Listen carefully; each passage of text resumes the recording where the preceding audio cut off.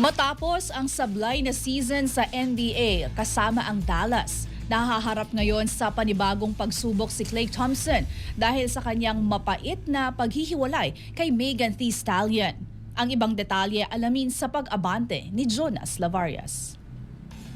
Tila hindi lamang sa basketball court minamalas ang Dallas Mavericks sharpshooter na si Klay Thompson dahil maging ang kanyang personal na buhay ay tila gumuguho na rin. Matapos kasi ang nakakadismayang 26-56 record ng Dallas ngayong season, sinabayan pa ito ng matinding pasabog ng rapper na si Megan Thee Stallion tungkol sa kanilang breakup.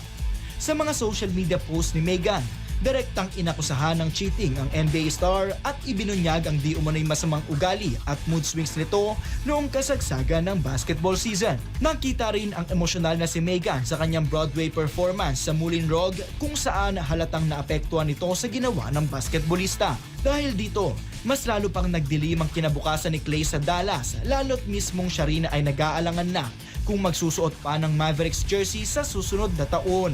Sa baba rin ng kanyang stats na nag-a-average lamang ng 11.7 points at sangkaterbang issue sa kanyang reputasyon, malaking katanungan ngayon kung saan papupulutin ang karera ng dating Warrior star.